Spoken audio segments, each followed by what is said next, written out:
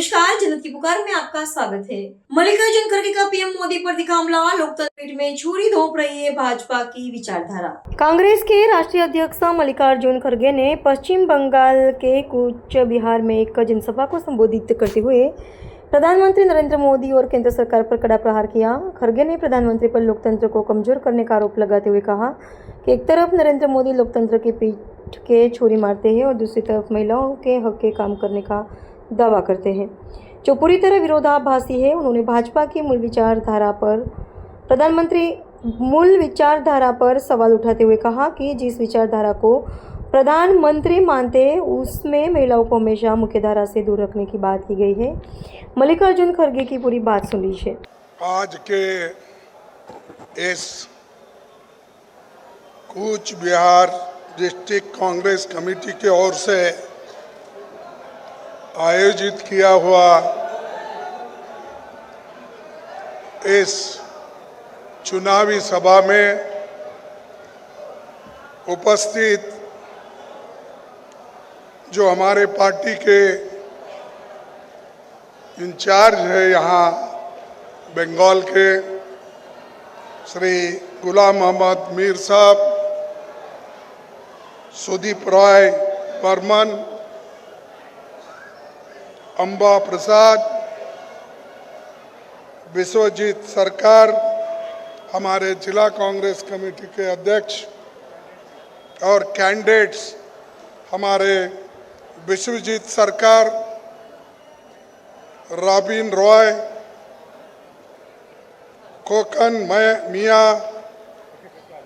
और प्रतिम ईश्वर और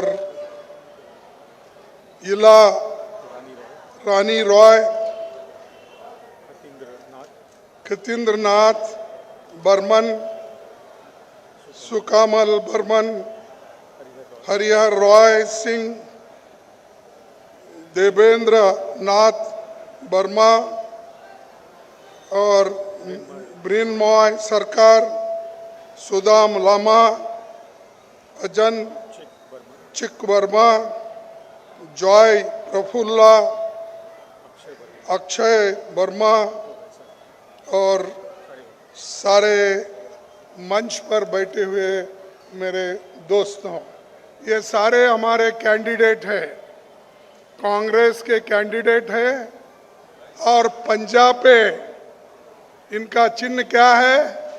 पंजा। तो पंजे पे ठहरे हुए मेरे पूरे दोस्त हैं और ये पूरे आपके आशीर्वाद के लिए यहाँ पर खड़े हो गए।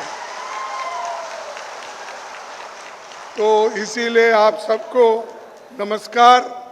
हमारे कैंडिडेट्स को तो आपने देखा और ये हमारे कांग्रेस पार्टी के ओर से एक उम्मीदवार बन के ठहरे हैं। नमस्कार साथियों, 2500 किलोमीटर दूरी से मैं यहाँ पर आया हूँ और फिर मुझे यहाँ से 3000 किलोमीटर वापस चेन्नई जाना है, क्योंकि ये चुनाव का दौर है तो हमको सब जगह फिरना पड़ता है। सिर्फ इसलिए फिरना पड़ता है कि आपके आशीर्वाद लेने के लिए हम यहाँ पर आए हैं।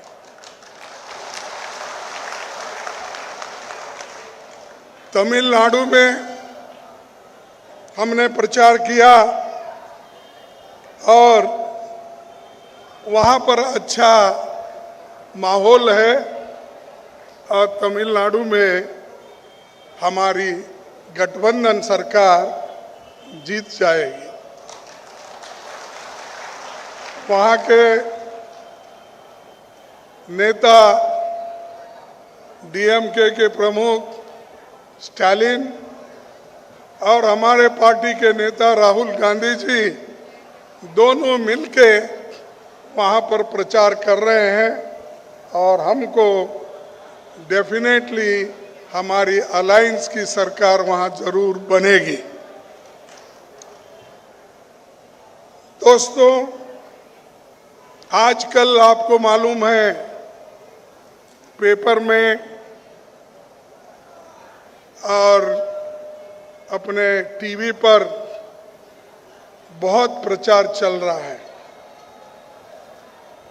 कि मोदी जी ने यहाँ तो टेंट मारा है, यहीं पर शायद वो बसने वाले हैं शायद, क्योंकि इतने दिन से वेस्ट बंगाल में घूम रहे हैं, अपने सरकार के कामकाजों को छोड़ के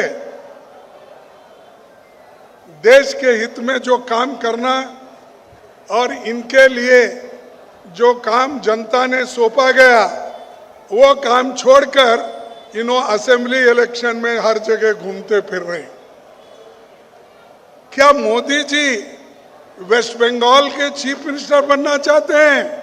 क्या देश के प्रधानमंत्री रहना चाहते हैं? अरे बाबा, आपको तो जनता चुन के भेजी है। अगर हमको 25 सीट और मिल जाते देश में तो मोदी साहब यहां से उनकी तख्ता पलट जाती थी। उनको मेजॉरिटी नहीं है, बहुमत नहीं है, फिर भी वो हर जगह घूम रहे, हर जगह डिस्टर्ब कर रहे, शांति भंग कर रहे और लोगों में तनाव फैला रहे हैं, हिंदू मुसलमान का झगड़ा लगा रहे हैं, हर तरीके से ये कोशिश कर रहे हैं। बात बात में वो बोल जाते हैं कहीं महिला वर्सेस पुरुष, कहीं हिंदू वर्सेस मुसलमान, कहीं क्रिश्चियन, अलग अलग ढंग से मोदी अपनी बात को रखकर घूम रहे हैं। मोदी जी को मैं ये कहना चाहता हूं, आपकी जादू कहीं और चलेगी, लेकिन वेस्ट बंगाल के लोग आपके जादू को चलने नहीं देंगे।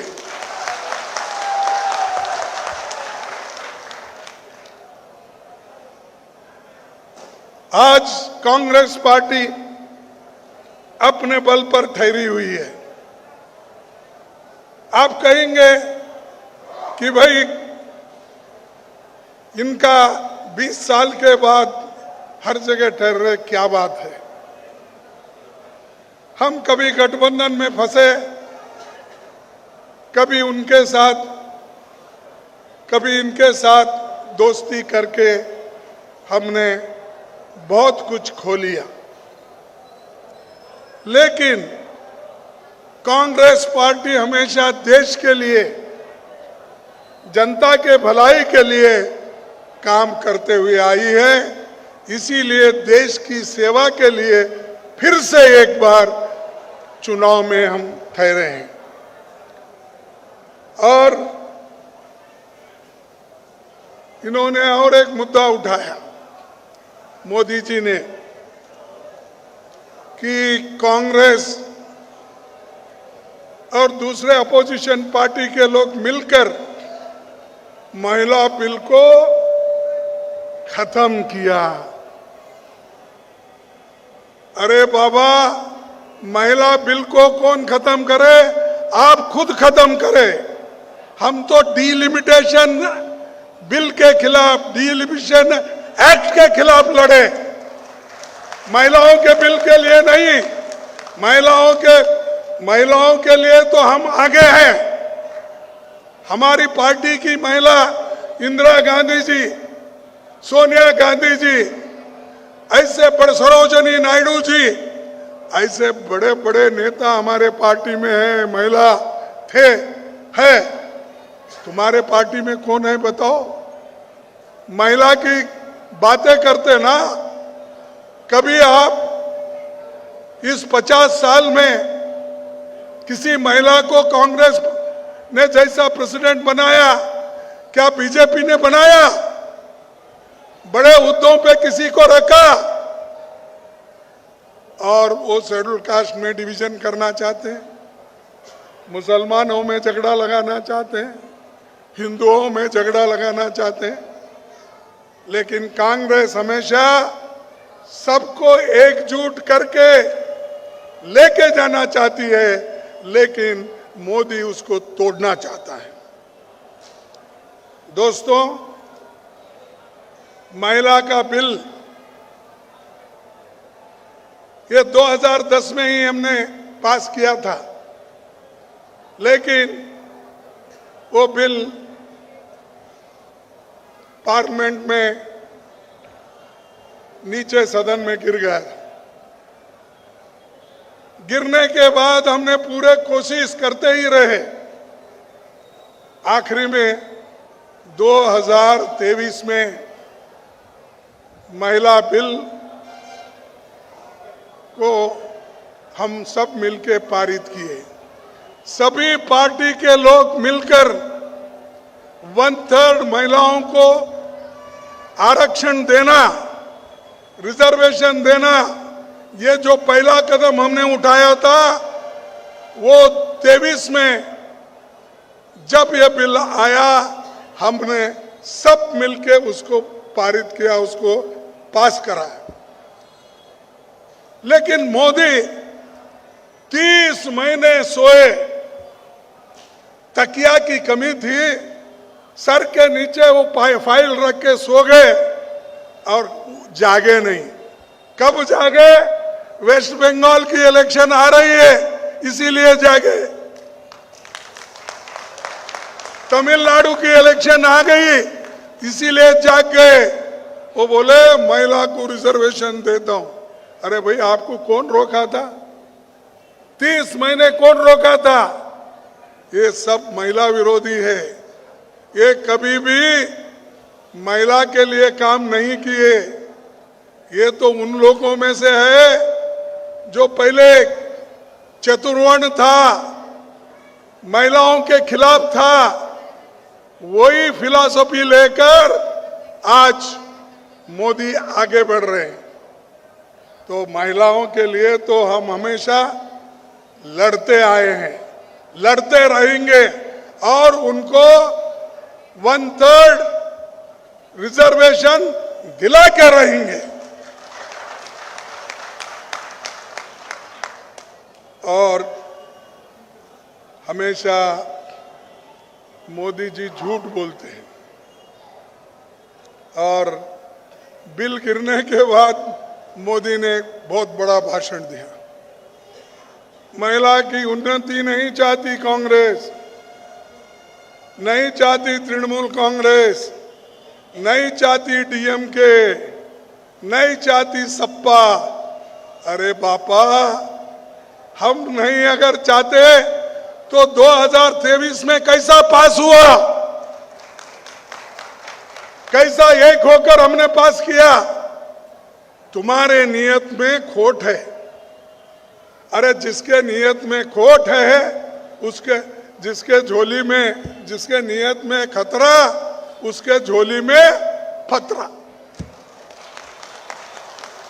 और नियत से ठीक नहीं थी इनकी, सिर्फ इलेक्शन के लिए लाए थे, और वो बिल को सबने, देश के सभी लोगों ने मिलके उसको पारित होने नहीं दिया, क्योंकि उससे देश का बहुत बड़ा नुकसान होने वाला था।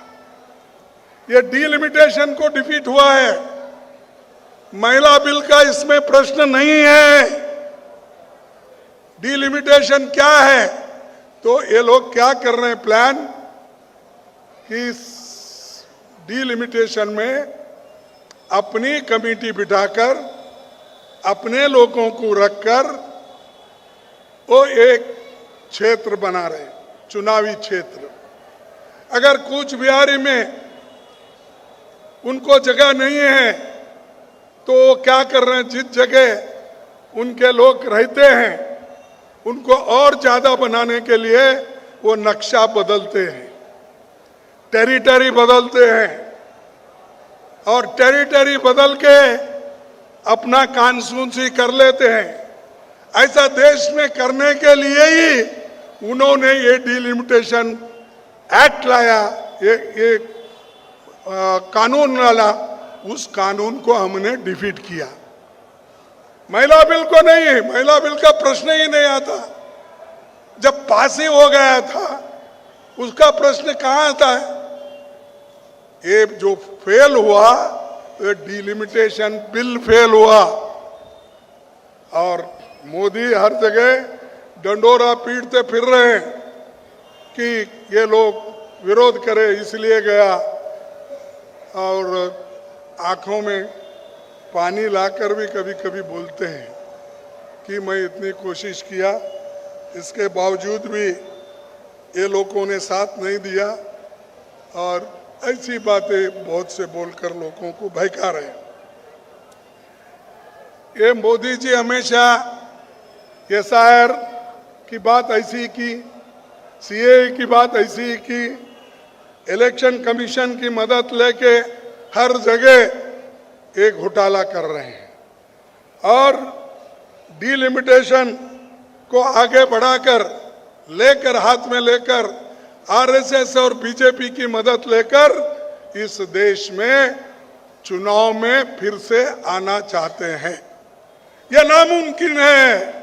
हम आप करना चाहते हैं, हम होने नहीं चाहते हैं, उसको नहीं बनाना चाहते। आप पीछे से लोकतंत्र को छुरी मार रहे हो, पीठ में छुरी मार रहे हो और आगे बोलते हो कि लोकतंत्र के लिए, महिलाओं के लिए मैं काम कर। कहां महिलाओं के लिए आप काम कर? अरे आपका तो फिलॉसफी, आपकी आइडियोलॉजी ऐसी है, महिला को अंदर नहीं आने देता। इनके पास ऐसी फिलॉसफी है महिलाओं के खिलाफ, महिलाओं को दूर रखने के खिलाफ। लेकिन हिंदुस्तान में जो वोटों का अधिकार महिलाओं को मिला तो किसने दिया? देश के संविधान बनाने वाले डॉक्टर बाबा साहब अंबेडकर और पंडित जवाहरलाल नेहरू जी ने अडल्ट फ्रेंचाइज दिया। मर्द को, औरत को, बूढ़े को, लखपति को, गरीब को, सबको एक ही वोट, उसकी कीमत एक ही होगी, एक आदमी को एक वोट होगा। ये किसने बनाया? बोलो। आजादी के बाद हमारे संविधान में ये सब लिखा है, किए हैं, कांग्रेस पार्टी ने किया है। किया या नहीं किया? मोदी तो 2014 में आए, इसके पहले आपको वोटिंग का पावर नहीं था ना? महिलाओं को था ना? तो ये चुप ऐसा भयकाव बात करते, क्योंकि ये ऐसा समझते हैं कि आजादी हमको 2014 में मिली। समझे? 2014 में हमको आजादी मिली, वो 1947 में आजादी मिली नहीं समझते।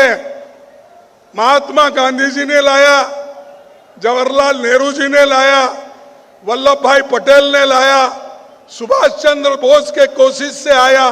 ये नहीं कहते वो, सिर्फ वो कहते मोदी आने के बाद ही देश को आजादी मिली। अरे भाई, इस देश को बनाने वाले कांग्रेस हैं, इस देश को ठीक ठाक करने वाले कांग्रेस के लोग हैं। अरे आप लोग पैदा भी नहीं हुए थे तब पंडित जवाहरलाल नेहरू और सभी हमारे नेता लोग मिलकर बड़े बड़े कारखाने बनाए, बड़े बड़े चीजें बनाकर देश को उन्नति के मार्ग पर लेकर चले। लेकिन आज ये मोदी जी हर जगह ये बात कर रहे हैं कि वुमेन्स की बात कर रहे हैं और कांग्रेस के ऊपर हमेशा टीका करते हैं। मैं 2023 में जब ये कानून पास हुआ था तब मैं पार्लियामेंट में भाषण किया था, राज्यसभा में बोला, अरे भाई देर क्यों करते हैं? आपने 2023 में पास किया ना, फिर 2023 में पास किए सो एक्ट को लागू करो। 543 लोग जो मेंबर्स है उसमें से 33% आज ही महिला को दो। हम तैयार हैं। लेकिन आपने दिया? आपने ये कहा नहीं, उसको सेंसस होना, उसको डिलिमिटेशन होना, उसको फलाना होना। ये किसने कहा? अरे यही मोदी और मोदी की सरकार ने। और आप हमको बोलते हैं कि ये हमने, कांग्रेस ने किया, फलाना ने किया, अपोजिशन पार्टियों ने किया। अगर इसका दोष किसी को लगना है, अगर कोई दोषी है तो मोदी और शाह है और कोई दूसरे नहीं। और भाइयों, मैं और एक बात आपको बताना चाहता हूं। 2024 में जनगणना हो जाती और 2-3 साल में सब कुछ हो जाता और ये लोग कर देते तो एक प्रश्न ही नहीं आता था, ये क्वेश्चन नहीं आता था। सब ढीला छोड़े और हमने यहां तक की उनसे विनंती, अरे शाह साहब, मोदी साहब, आप एक काम करो, अब चुनाव चल रहे हैं, इसीलिए चुनाव के बाद सब पार्टी के लोगों को बुलाइए, हम सभी मिलकर बैठेंगे और तय करेंगे किस ढंग से महिला रिजर्वेशन को हम पास करना है। पास तो हो गया था, लेकिन फिर भी वो अलग से चाहते थे। तो हमने बोला भाई बंगाल में इलेक्शन चलिए, डीएमके का इलेक्शन उधर तमिलनाडु में चला है, इस वक्त ये बिल लाने की क्या जरूरत थी? क्योंकि बताने के लिए कि हमारे पास एक कहावत है, हाथी के दांत खाने के एक अलग होते हैं और दिखाने के अलग होते हैं, यही ना? तो ये मोदी के दांत दिखाने के अलग है, खाने के दांत अलग है। तो ये मोदी हमेशा झूठों का सरदार है, झूठ बोलना, इलेक्शन जीतने के लिए क्या कहना वो कहते जाना, वो और लोगों को बोलना, अरे देखो भाई मोदी जी क्या है, महिलाओं के लिए, बच्चों के लिए, बूढ़ों के लिए, सबके लिए काम कर रहा है, बाकी के लोग उसे काम करने नहीं दे रहे। अरे काम कहाँ? तुम्हारा काम तो आप करो ना, तुम प्रधानमंत्री हो।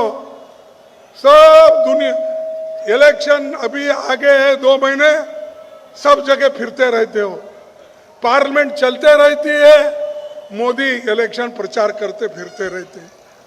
सच है झूठ है? सच है झूठ है भाई? क्यों? आप प्रधानमंत्री दिल्ली में बैठ के काम नहीं कर सकते और कई चीजें देश के लिए नहीं कर सकते? यहां आना, अपोजिशन पार्टियों को गालियां देना, तमिलनाडु में जाना, गालियां देना, इनका काम क्या है? सिर्फ अपोजिशन पार्टी को गालियां देना, उसको खत्म करने की कोशिश कर रहे हैं। अब भाई लोकतंत्र है ये, तुम कितनी भी कोशिश करो, लोकतंत्र इस देश में जिंदा रहेगा, हम जिंदा रखेंगे। और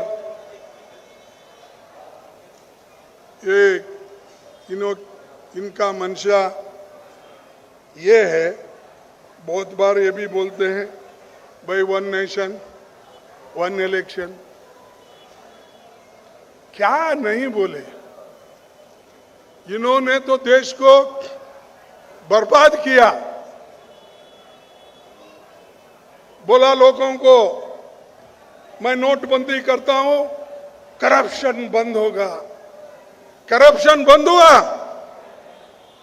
अरे आपके मुंह से नहीं निकल रहा, करप्शन बंद हुआ? नहीं। 2 करोड़ नौकरियां दूंगा, बोले नहीं, दिए? और बोले फार्मर्स को, किसानों को, उनको उनकी आमदनी दुप्पट करूंगा। कर दिया। ये कौन है? मोदी है। ये कौन है? हाँ, ये मोदी झूठों का सरदार है। और हमेशा आप देखिए, कोई प्राइम मिनिस्टर आज तक एडवर्टाइज के तहत टीवी में नहीं दिखता था। अब सुबह उठो, शाम, दोपहर में लोग देखने दो, मत देखने दो, मोदी का चेहरा आपको देखने को मिलेगा। क्यों भाई? आप इतने प्रचार की आवश्यकता क्या है? जब आप देश में इतना देश आपने लोकप्रिय है, अपने आप को बोलते हैं, तो लोकप्रियता के लिए इतने एडवर्टाइजमेंट, इतने भाषण, ये सब कर रहे हैं। यहां तक कि वो महिलाओं को उचकाने की बात कर रहे हैं। जब हमारा बिल, डिलिमिटेशन का बिल फेल हुआ, तब मोदी ने अपने पार्टी के लोगों को लाकर पार्लियामेंट के सामने धरना करने लगाया। यह है प्राइम मिनिस्टर की नीयत। ये ऐसे प्राइम मिनिस्टर है। और पुतले जलाना किसके? भाई, कांग्रेस पार्टी के लोगों को जलाते हैं। अरे पुतले तो जलाना, तुम्हारा जलाना चाहिए, क्योंकि जो वायदा किए वो कभी पूरा तुमने नहीं किया, इसलिए तुम्हारा पुतला जलना चाहिए। और भाइयों, मैं आपसे ये कहूंगा कि कांग्रेस पार्टी हमेशा महिलाओं के लिए लड़ने वाली पार्टी है। राजीव गांधी ने पंचायती राज बिल लाया, नरसिंह राव ने उसे पास करवा लिया, और करवा लेके आज पंचायत, जिला पंचायत, नगर पालिका, इस सभी चुनाव में महिलाएं जीत के आ रही है। सारे देश में 15 लाख महिलाएं आज अपने हुद्दे पे बैठे हुए हैं। ये क्या तुमने किया? बोलो मुझे, क्या मोदी ने किया? ये कांग्रेस ने किया। महिलाओं को स्थान मान देने का काम महिलाओं ने किया, तुम कभी नहीं की। पंचायत बिल लाए, उसको खिलाफ, और 1/3 मेजॉरिटी के लिए हम कोशिश करें, उस वक्त भी है, उस बिल को गिराने में तुम्हारा हाथ। ये क्या कहते हैं इसको, कि हमेशा अपनी बात सही करने के लिए ये झूठ बोलते जाते हैं। तो भाइयों, कांग्रेस महिलाओं के लिए खड़ा हुआ है और काम कर रहा है। और वेस्ट बंगाल जैसे स्टेट को अगर किसी ने आगे लाया है तो कांग्रेस ने। मैं बोलूंगा 1947 से 1977 तक पश्चिम बंगाल में कांग्रेस के नेतृत्व वाली सरकार रही।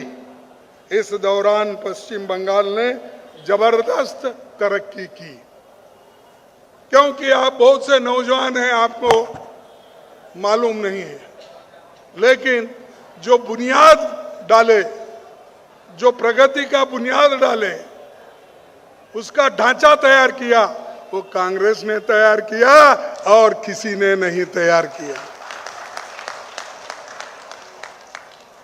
डॉक्टर बीसी रॉय और सिद्धार्थ शंकर रे, सभी ने कोशिश की, और आज ये कह रहे हैं कि हमने बहुत कुछ किया, वो किया। ये बाकी के पार्टियों का नाम नहीं लेना चाहता हूं, क्योंकि उनको लेके क्या फायदा है। कि चंद लोग ऐसा रहते हैं, सोए हुए लोग रहते हैं।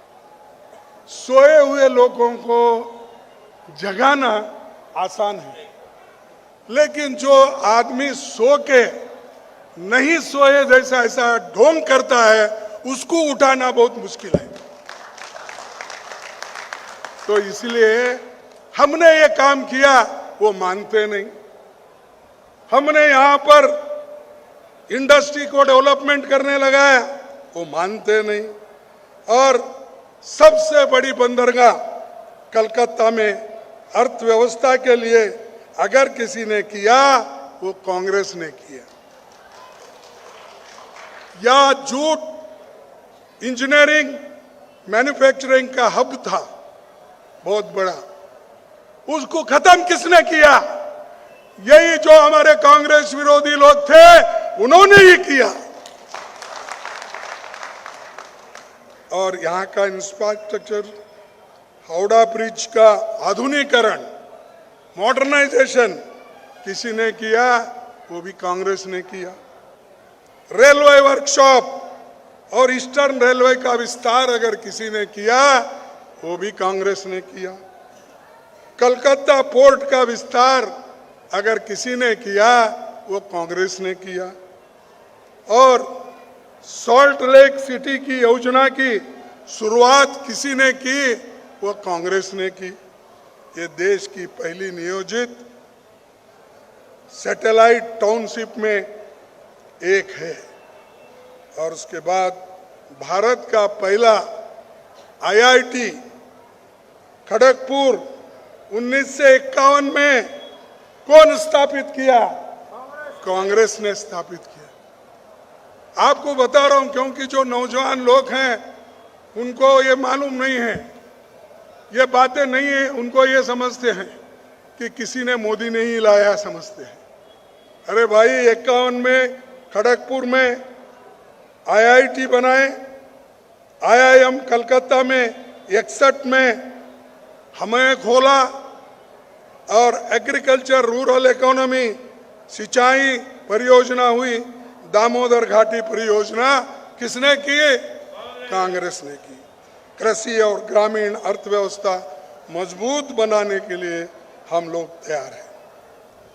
और आज बीजेपी लोग और हमारे विरोधी पार्टी के लोग जो हमको खींचातानी करते हैं, मैं पूछता हूं, भाई ये काम जो हमने किया, कम से कम ये तो बोलो ये काम आपने किया, हम और अच्छे काम करके दिखाएंगे, ये बात बोलो। लेकिन कांग्रेस ने कुछ नहीं किया, और राहुल गांधी ने कुछ नहीं। कभी सोनिया गांधी इस देश की प्रधानमंत्री थी? अरे सोनिया गांधी जी तो इस देश को एकजुट करने के लिए मनमोहन जैसे आर्थिक तज्ञ को प्राइम मिनिस्टर बनाया, वो खुद नहीं बनी। ये कांग्रेस का है। राहुल गांधी कभी प्राइम मिनिस्टर बने, डिप्टी प्राइम मिनिस्टर बने, सेंट्रल में मिनिस्टर बने? नहीं। लेकिन कांग्रेस के खिलाफ, राहुल गांधी के खिलाफ, अरे जो पावर में ही नहीं, जो अधिकार भोगा ही नहीं, उसको सब लोग तुम गालियां देते हो। तुम तो खुद खा रहे हो, अपने दोस्तों को खिला रहे हो, वो छोड़कर कांग्रेस के नेताओं को गालियां देते हैं। शर्म आना चाहिए ऐसे लोगों को। तो इसलिए मैं आपसे निवेदन करूंगा, जो पार्टी आपके लिए काम करती है, जो पार्टी के नेता लोग आपके लिए लड़ते हैं, आप उनके पीछे रहना चाहिए। क्योंकि राहुल गांधी जैसा नेता कन्याकुमारी से लेकर कश्मीर तक पैदल चला, मणिपुर, बंगाल से लेकर बॉम्बे तक पैदल चला। कोई मोदी के बीजेपी में कोई नेता चला? क्या खुद बीजेपी हमारे मोदी ने चला? मोदी तो जो पका हुआ था ना, क्या बोलते हैं, पकी हुई स्वयंपाक के ऊपर जाकर बैठ के खाना खा रहे हैं, क्योंकि साढ़े तेरह साल वो गुजरात का चीफ मिनिस्टर था। क्या दर्द है, सुख में आए वो। आज 11 साल 12 साल से प्राइम मिनिस्टर हो। आपके हाथ में 25 साल से हुकूमत है। आपने देश के लिए क्या किया, गरीबों के लिए क्या किया, ये मुझे पहला बोलो। एक आदमी के हाथ में सेंटर और स्टेट की गवर्नमेंट 25 साल रहती है, वो गरीबों के लिए कुछ नहीं कर सकता और हमको पूछता है देश के लिए तुम क्या किए। अरे हमने तो किया, इसीलिए तो तुम पढ़े लिखे हो गए हो।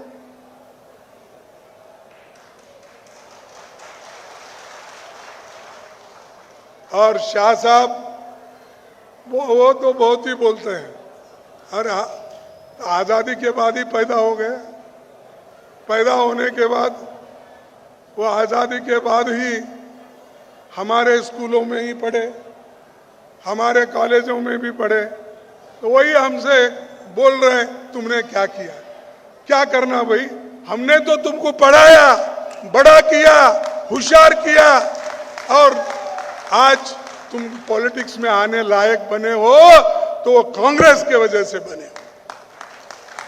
और हमको पूछते हो क्या करें, हमने ये किया और तुम आज लोग कुर्सी पे बैठे हो। भाइयों, बंगाल में करीब 15 लाख करोड़ रुपए का कर्ज के जाल में फंसा है। 2 लाख करोड़ रुपए बीजेपी ने बंगाल को देना था, उसने नहीं दिया। मनरेगा बंद कर दिया। एसआईआर के माध्यम से लोकतंत्र को खत्म करने की कोशिश उन्होंने कर रहे हैं और करने जा रहे हैं। और बंगाल के आइडेंटिटी को, कल्चर को खत्म करने का अगर किसी ने काम कर रहा है तो वो बीजेपी और आरएसएस के लोग कर रहे हैं। और इनको सबक सिखाना जरूर है, इसीलिए आप इनको सबक सिखाने के लिए सब एकजुट होके पंजे पे, उसके निशाने पे आप अपने बटन दबाओ और चुन के लाओ। और हमारे कैंडिडेट आने से क्या होगा आपको मालूम है। कांग्रेस पार्टी सबको एकजुट कर सकती है। आप जो अच्छा कोई भी काम किया है और करने जा रहा है वो हमेशा कांग्रेस करती है। तो इसलिए भाइयों, मैं आप लोगों से यही अपेक्षा करता हूं कि बंगाल में तो हिंसा चली है, एक तरफ बीजेपी एक तरफ टीएमसी लड़ रहे हैं, ऐसा लड़ रहे हैं कि इनकी कोई जागीर ही जाने वाली है। अरे देश के लिए ये लोग पहले बीजेपी आरएसएस के लोग लड़ते तो हम बोलते थे भाई क्या ये बहादुर लोग। मेरे कांग्रेस पार्टी के लोग सूली पे चढ़े और देश को आजादी दिलाए। तुम क्या करे भाई, आरएसएस क्या किया, वो लड़ाई दोनों लड़ रहे, एक तरफ टीएमसी लड़ रही, एक तरफ बीजेपी लड़ रही। क्यों लड़ रही? सत्ता के लिए लड़ रहे, देश की आजादी को बचाने के लिए नहीं। देश में एकता के लिए नहीं, एकता के लिए तो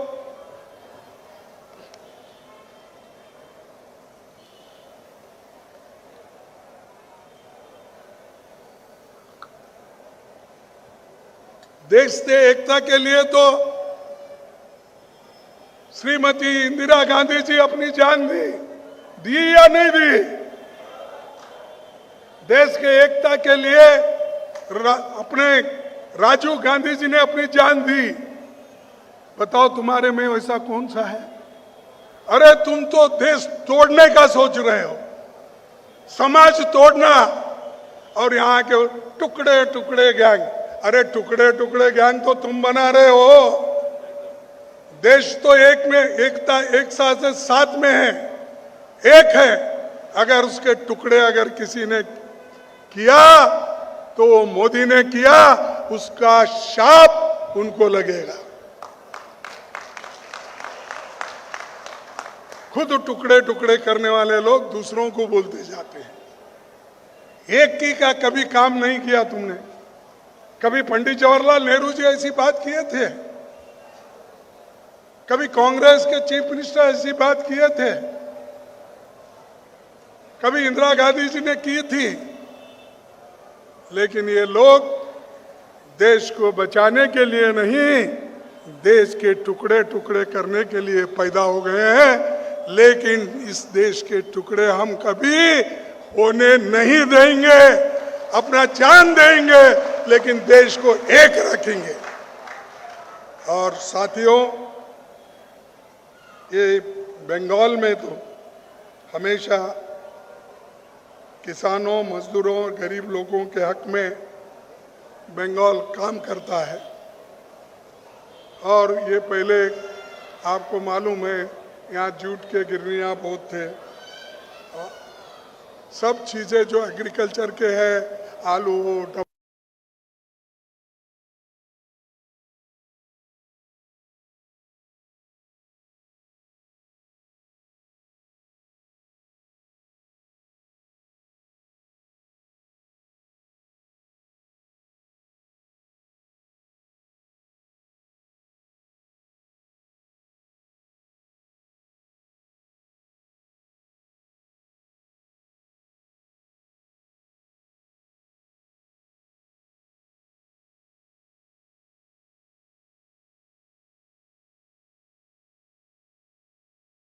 हो जाती है। हम यहाँ पर प्रोसेसिंग के लिए हम एक योजना बना सकेंगे। ये काम हम करके दिखाएंगे अगर आपका आशीर्वाद हम पे रहा तो। हम शिक्षा पर ध्यान देंगे और प्रयास करेंगे कि उत्तर बंगाल विश्वविद्यालय और कृषि विश्वविद्यालय को केंद्रीय विश्वविद्यालय बनवाकर उचित संसाधन मिलेंगे।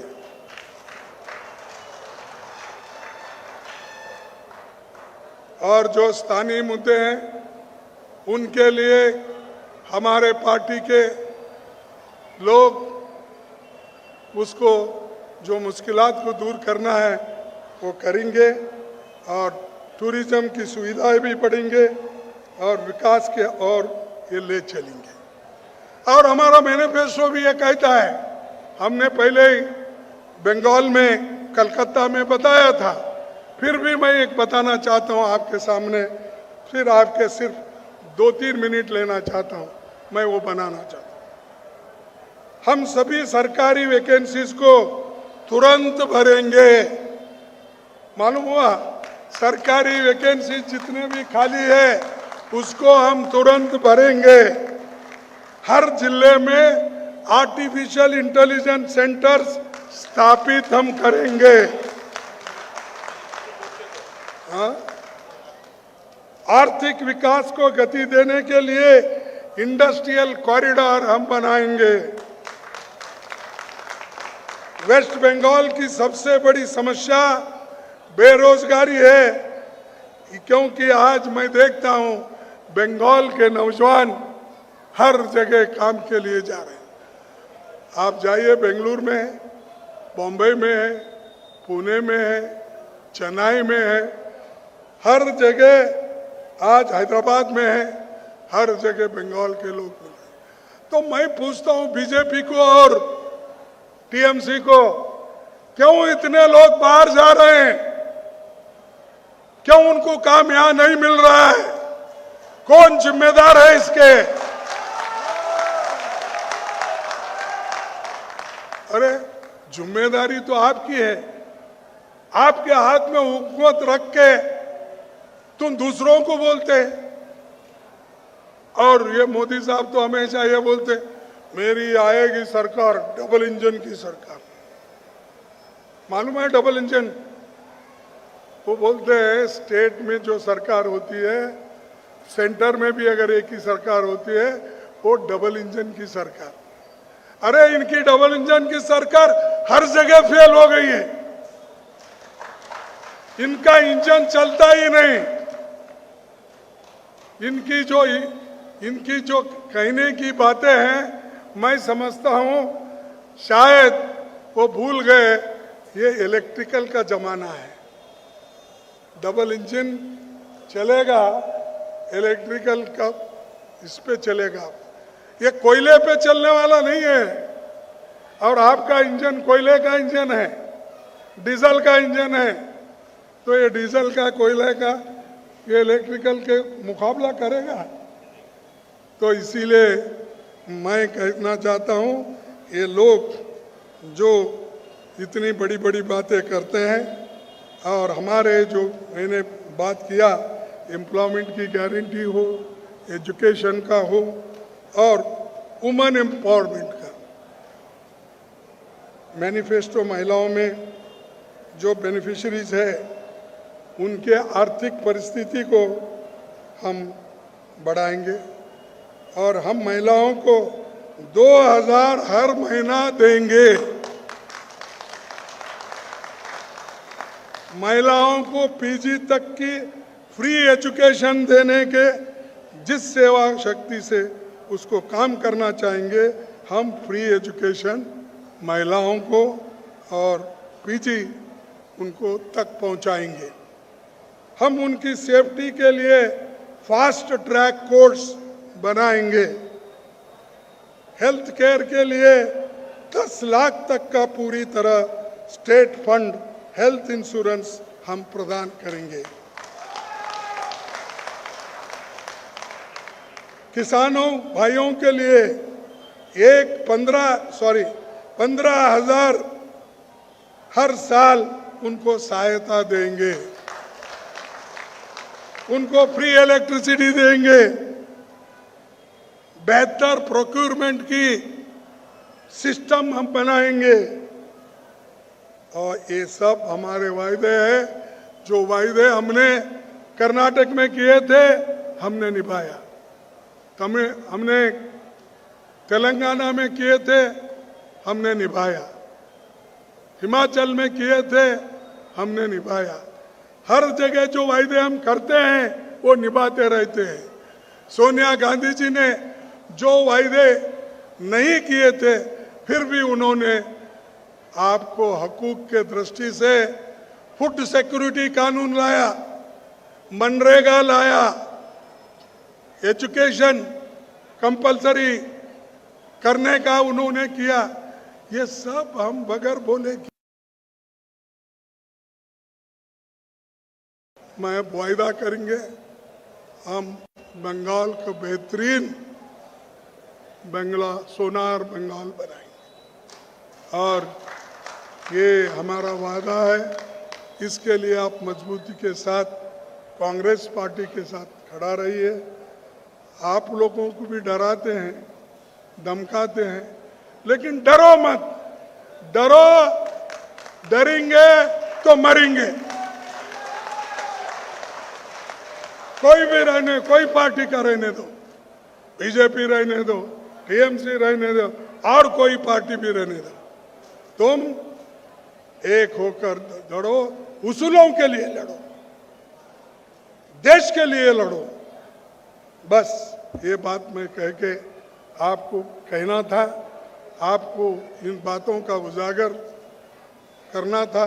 इसीलिए मैं आपको सबको धन्यवाद देता हूं। आज जो हमारे कूच बिहारी के टीसीसी प्रेसिडेंट्स और यहाँ के जो कार्यकर्ता है, जो हमारे बंगाल के जो नेता लोग हैं, जो काम उन्होंने आज दिखाया, हमारे जो तिरंगा झंडा उसमें हाथ, ये हाथ ही काम करेगा, बाकी लोगों के पास कुछ नहीं। हाथ है, हाथ अगर मजबूत है तो काम मजबूत होता है। बस इतनी बात कह के मैं अपनी बात को समाप्त करूंगा। जय हिंद, जय बांग्ला।